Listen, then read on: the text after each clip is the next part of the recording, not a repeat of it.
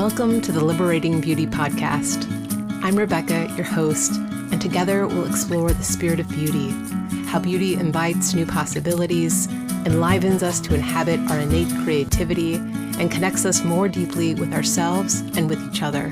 We'll have conversations and share reflections that invite you into a frequency of gentleness, truth, and mystery. I'm so glad you're here. If you find the Liberating Beauty Podcast meaningful, please consider supporting our work. To donate, follow the link in the show notes to the Together in Beauty website, home to this podcast, along with other offerings to accompany you on your journey of spiritual becoming. Please subscribe, rate, and share this podcast wherever you listen. And as always, thank you for your support and for being here with us.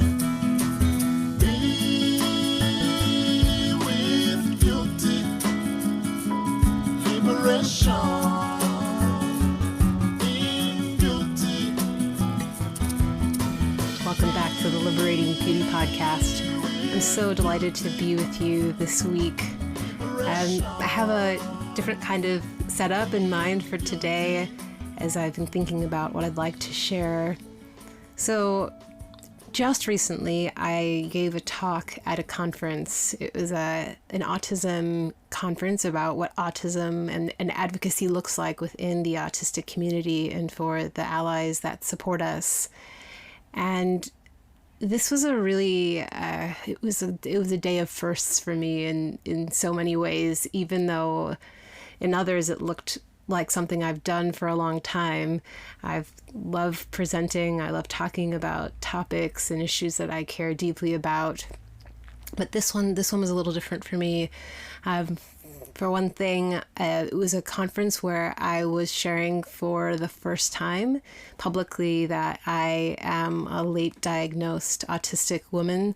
That framing is really personal. It shares the way I move in the world, I walk in the world, I see the world.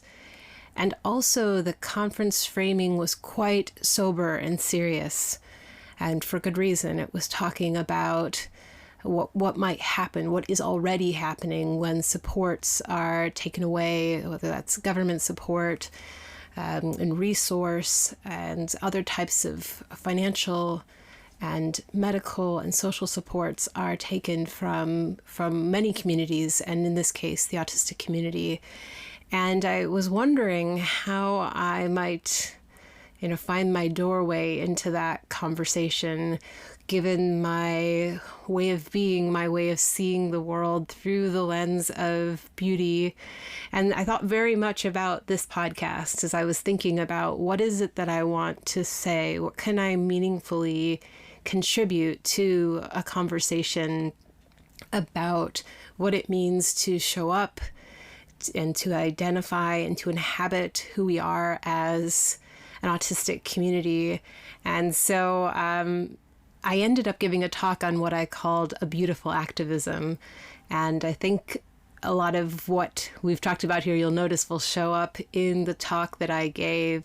And I'm really happy to share back that my perception was based on what I could see looking out at the faces of the people looking back at me as I spoke, that this landed well, that we don't need to separate the seriousness of what is happening and the actions that we need to take to support our well-being from how we feel as we do that meaningful work. So what I'm going to do is, in a sense, recreate that setting for you, kind of imagine that you were there with me, and then just give that talk as I gave it. Actually, I tried recording another time and tried to kind of explain it as I went along and changed the format of it so it fit a podcast narrative, and it just didn't work. There's something really beautiful about being able to actually bring you to that moment with me to experience this talk as I gave it to this audience. So what I'll do is just ask you to come along with me and just to imagine that you were in it was at a community center. There were about, I want to say, 100 people in a room at round tables, and it was a kind of a cool autumn day, and we were gathering in this mission of how can we support each other and how can we be stronger together. So if you'd like, just take a moment and kind of connect with that image, and I will share this talk with you on a beautiful activism. So the theme for today's conference is Stronger Together. And the blurb that described what this means and what it looks like included the imagery, and I'll just read it so we have it here. How can autistic adults and their allies advocate for their needs when traditional supports are under attack and may no longer be available? When I read that way of describing Stronger Together, an interesting image came to mind. I imagined a fire, and the reason for the fire was this. It was this idea of what cannot be burned in a fire. And I've thought of this question many, many times. Whether that's if there's a fire that doesn't take away any learnings we've had over our lives, doesn't take away our beliefs. There are so many these intangibles that can never be taken away. So in thinking about, what can be taken away, I like this idea of let's flip it from what can we do when something goes away to what's always available to us that could never go away. And so with that, as I always do when I am invited to participate, to speak, to be a part of anything, I ask myself some version of the question, why do I care to be here? And the reason I care to be at a conference that is in support of and that gives voice to our autistic community and our allies is that I deeply believe that within all of us are pockets of agency and real glimmers of beauty that are impervious to our condition. And I often these qualities are softer.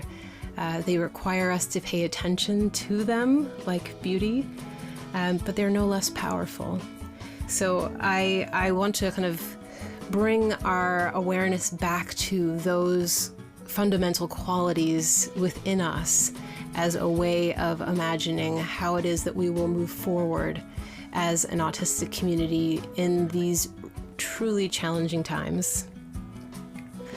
So to take a step back, I want to tell you a little bit about my story of coming to learn that I am autistic. I realized that and learned that I was autistic in real time, in front of colleagues at work. It's almost indescribable how it came to pass. I had the experience of being in meetings and uncontrollably crying, losing a sense of my thoughts, the clear thinking, it's like it just ran away. And that's something that I pride myself on, being able to be aware of how do I feel, what's the message I want to communicate, and that was just gone. And this was for me a nightmare situation. And I'm aware of part of that is a protective mechanism. The beauty in being able to speak eloquently and to make a point gives me a lot of confidence. To not do that made me feel like I was losing my mind, to be honest. And somehow in that, and this was it wasn't like a one-off situation, over a series of meetings over a short period of time, the thought came to me that I think I'm autistic. And I even shared that with colleagues, and I don't know that any of us, including myself, really knew what to do with that information, but it was really striking that in the middle of all that happening, that I would think to myself, I think I'm autistic. So it was really challenging, to say the very least. It's almost like when I think back at those meetings and what happened, it's almost like a blackout scenario. I know I felt and continue to feel a lot of pain, but I don't have a good grasp on what happened. the good thing, one of the many good things that came out of that was I ended up reading a huge amount about what autism looks like in late diagnosed women, and was fortunate to pursue a diagnosis and to confirm that, in fact, I am autistic. So there's an interesting thing that happens when you realize something about yourself, or this happens in many situations. I think about also like when I was pregnant, the waves of unsolicited advice, opinions, fears, excitements around whatever that thing is. In this case, being autistic, the waves of it were quite overwhelming. I remember feeling like, am I entitled to inhabit this identity? If I've made it this long without knowing that I am autistic, am I really autistic? Is it fair to claim that when other people seem to have higher support needs than I do, or challenges than I do? Is it right? And at the same time also feeling a lot of fear, given so much misinformation that's being shared about the causes of autism, including from our federal government, where I'm in the United States, and no doubt in other places around the world as well. So a lot of fear, and I could really feel my energy just leaking as my defensiveness was rising and my fear was rising. And I'm not exactly sure kind of what happened on kind of moment to moment basis, but true to my nature, I started thinking again about orienting toward beauty. What is this moment? What is this reckoning of identity really calling forward? So though it was and continues to be extremely challenging to come into contact with a new identity, right in the middle of my life, it's not all been bad. It's not all been a problem or a challenge or something that needs to be reduced to a diagnostic criteria or to a statistic. Because the truth is, I've also at the same time come into contact with greater gentleness and spaciousness, not all the time, but in moments, parts of myself that hadn't been given a lot of light in the past, for fear of, well, if that comes out, what else will come out? What else will come out of hiding or masking, and how will that be received? So that feeling of more of myself coming to the light feels like what I mean when I talk about beauty. Beauty being more truth, more honesty, more vulnerability, more of what and who we are that's available for us to come in contact with.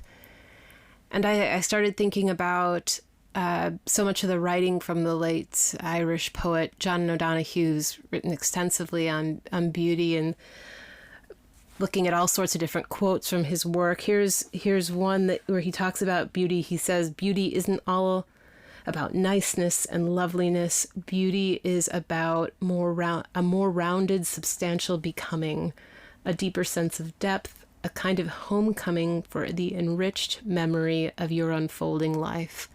And to me, these sound like those essential qualities that can never be taken away from us. And so I started to ask myself, okay, these qualities of beauty that could never be taken away from us, what would that mean for an ethos of beauty for our autistic community during these challenging times? What would it mean to live more fully into our depth rather than be narrowed by fear or critique or judgment? What would it mean to inhabit all that we are? And the word depth evokes in me so many feelings when I come into contact with what it means to me to be autistic, which is coming in contact with so many different ways of seeing, hearing, being that are available simultaneously. And that to me feels beautiful. So thinking of this depth and expansiveness, I thought to myself, okay, how do I take this further, a step further, and kind of link it to a framework for activism? And I was lucky I'd been introduced to a body of work out of South Africa from Allan, Kaplan, and Sayu Davidoff. Their work are called A Delicate Activism, and Allan and Sue are, from what I've gathered from colleagues and friends, just incredible teachers and writers and social practitioners, and their work and then their paper, which by the way is freely available and accessible online. This isn't like a research paper, but a practitioner paper. Anybody who's interested, called A Delicate Activism, sets forward a set of principles and a way of seeing activism that is so powerful in its tenderness, and gave me a lot to work with as I start to think about and build a framework for what a beautiful activism could look like. So I'd like to share a little bit about what Sue and Allan have put forth, because so much of that I see reflected in how I imagine a beautiful activism to be. So what they say is that a delicate activism is truly radical in that it is aware of itself and understands that its way of seeing is the change it wants to see. And I love that because it speaks to the qualities that we already are, and kind of putting our attention to what is possible within our activism, and seeing that reflection as part of the activism itself. You know, when I think about what some of the forms of traditional activism take, things like showing up at protests, for example, to support causes we believe in, where hundreds, if not thousands of people are gathering, I think about how much I've struggled to participate, even though I believe in what's happening, even though I believe in the gathering together in community and solidarity. But because of the nature and circuitry of my nervous system, I am not able to participate in events like that. I get incredibly overwhelmed, dysregulated, dissociative.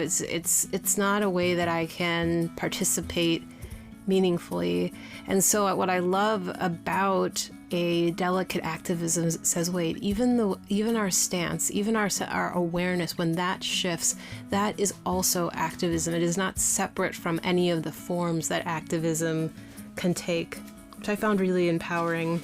Sue and Allan also talk about, and they manage to do this in such a gorgeous way that doesn't feel polarizing or binary. They say much of our kind of traditional activism work is unintentionally conservative in the sense, not politically conservative, but in the sense that it can be a bit instrumental.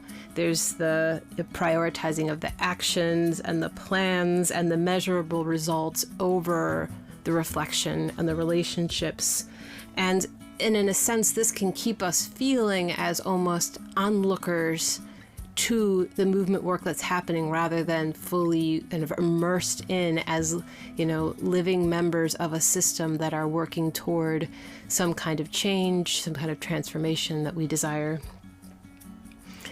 I love there's a quote in the Delicate Activism from one of my favorites, British psychiatrists and philosophers and neuroscientists, Ian McGilchrist, where he says, the kind of attention we pay to the world changes the world we pay attention to. And how it is that we're seeing the world, how it is that we're seeing change, how it is that we're seeing relationships, how we're seeing ourselves changes the world that we are paying attention to. So some of the more specific critiques that the Delicate Activism puts forth are that we don't make enough time for reflection. And here's one I really like, that our conviction about what we believe is better or what needs to change can harden into certainty. We can feel so strongly that something is wrong and we know the answer, and we don't leave that openness, that spaciousness to receive new information that is always coming forward when we are a part of living systems. And again, there can be that push toward that, management style instrumentationalism, where it's, okay, what's the objective? What are the strategies and the plans and the metrics? And look, I again want to say, hey, I am trained as a scientist and a researcher. I love the eloquence of a plan and goals as much as anybody else.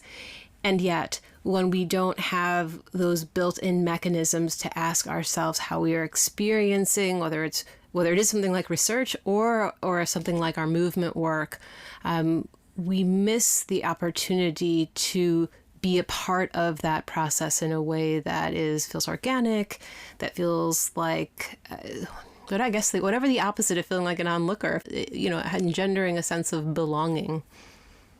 Some of the aspects then of a delicate activism, and I share these not as like this is a recipe for a delicate activism, but some of the qualities of a delicate activism are, an intended openness. So an intended openness to new information, new points of view, new people, new perspectives that emerge through our movement work, through our advocacy. It's using conversations and relationships as these primary ways of gathering new information and building momentum along the way. There is this need to constantly. There's a need for regular self-reflection, group reflection, asking ourselves, first of all, is our movement work working for us? How do we feel as we do this movement work? Like I said a few moments ago, if I was part of a group that their advocacy took the form of protests, and I went along with it thinking that if I don't do that, I'm less than, I wouldn't be showing up in that authentically. That would be a form of self-harm. It would be bypassing everything I know to be true about how I show up in a way that's meaningful and that is meaningful to me. But we don't often make time to ask ourselves, is this working? We kind of can get into the pattern of just going along with it because we think that this is the way that, for example, advocacy looks. And another kind of dimension or another aspect of a delicate activism is this idea of process as outcomes. So just, again, like what the experience of being part of advocacy work is inseparable from the outcomes themselves. We can start to experience the outcomes as part of the work we are doing together toward them. So when I kind of overlay a delicate activism with a spirit of beauty, I started coming up with, like a working definition, we'll say, of what a beautiful activism could look like. And here's what I've started with. I said a beautiful activism speaks to the primacy of living into our fullness, our depth, our multitudes, our exquisite sensitivity and porousness, our beauty. Because when we know who we are and we claim it as our birthright, our community's capacity for creativity, innovation, and well-being cannot help itself from repatterning the world. We start to experience a more beautiful existence because we see the beauty that is already within us. And one thing I like about this emerging framework is that I can see reflected in it a rich heritage of Indigenous and Black feminist thought, including Robin Waller Kilmer's work with Native communities, where she weaves in the threads of reciprocity and gratitude, Bell Hook's work around love as political practice and care, and commitment and trust, Adrienne Marie Brown's work around pleasure activism and these fractal change that sustain movements, and Audre Lorde's work around the erotic as life force and joy and integrity as fuel for justice. So when I hear the richness of the voices and traditions that speak to a beautiful activism, what they say to me is that we do not need to separate joy and pleasure and beauty from our movement work. And thank goodness that we are allowed to enjoy ourselves as we do this work. Yes, it's serious, and how we feel about ourselves, how we feel in community with others makes a difference. It fuels the movement work. It's not ornamental, it's not a distraction, it is invigorating. It implores us to move forward in a way that we didn't even know was possible, because perhaps we were running on adrenaline or exhaustion or a sense of duty, but without really being able to, locate ourselves in any way that feels tangible, that feels real. So some of the emerging principles of a beautiful activism weave in some of the characteristics of the autistic community that I've come to love so much. One of them is around attunement. And there's a quote that I really love from the Nigerian philosopher, writer, and activist Bayo Akamolafe, where he says, "The times are urgent. Let us slow down." So much of the traditional activism that I've been a part of runs on adrenaline, and there's a momentum to it. And I'd be lying if I said that there aren't times that I really get excited by that. There's a potency, there's an urgency, there's a vitality to that sense of there's a now, and we have something to do about it. And I can only speak from my own experience, but I can't sustain that state for very long without crashing. So what I love is that a beautiful activism invites another possibility alongside of that kind of adrenaline-fueled modality, which is a way of organizing that it runs on an attunement, and that says to us that when we behold the world as it is, rather than rushing to fix it, we allow beauty to reveal the underlying patterns of transformation that are already at work. Another principle is sensitivity, and I heard someone speak of about neurodiversity and people who are autistic as those who have an innate instrumentation that is nuanced and loving.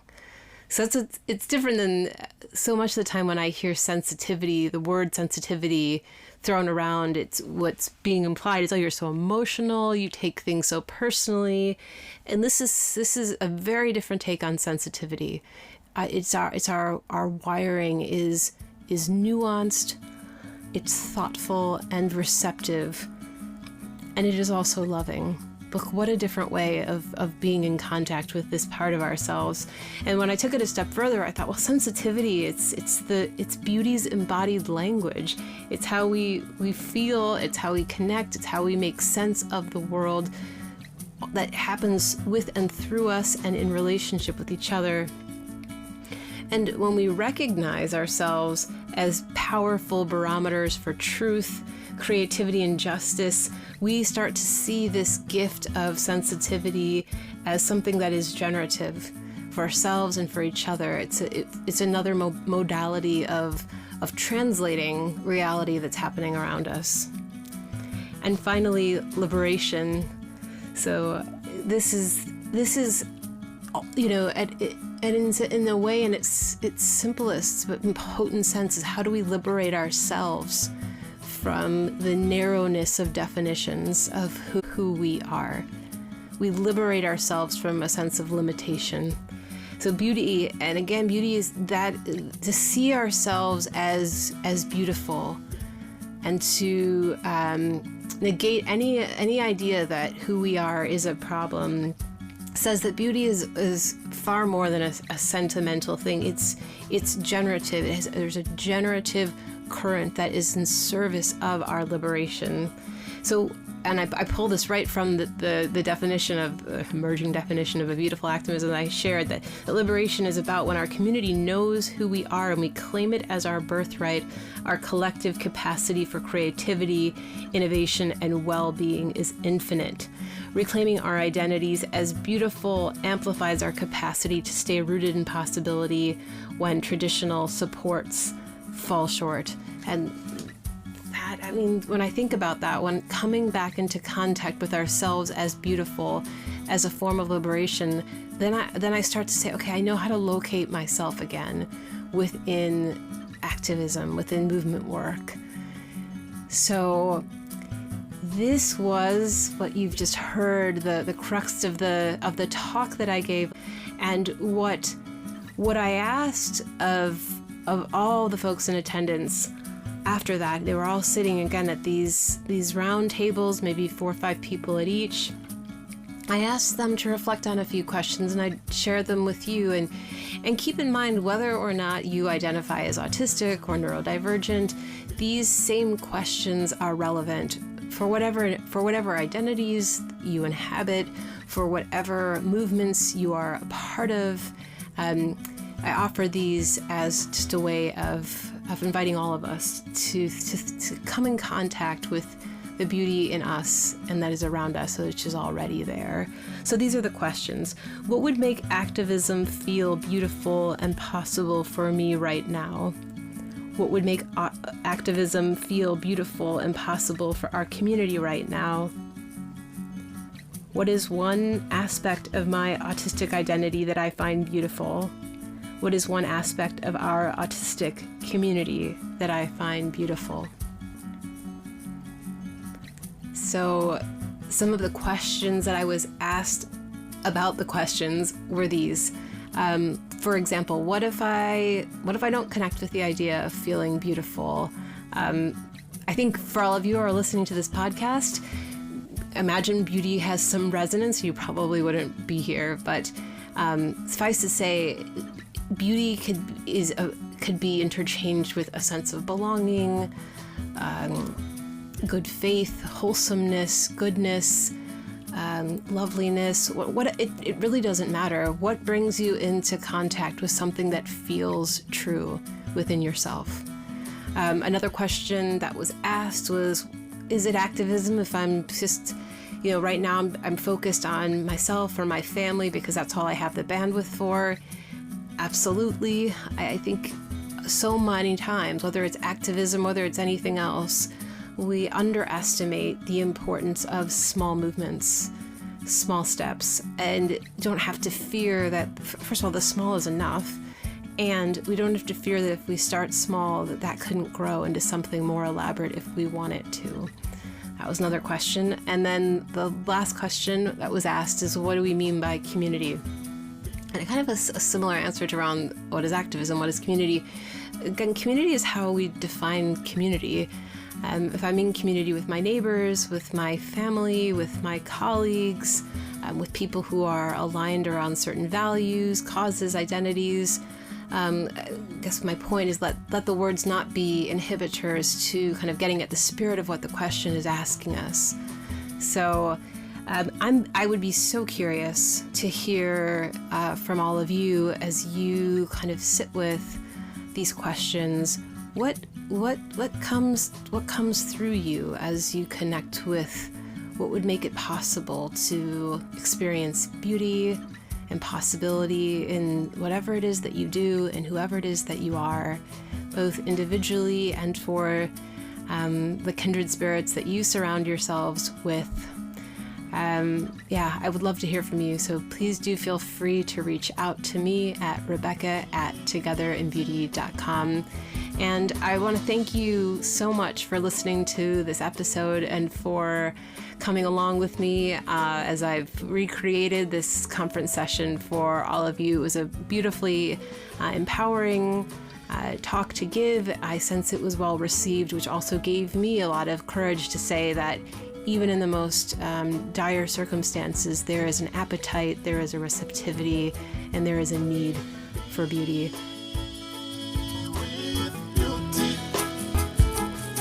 Liberation.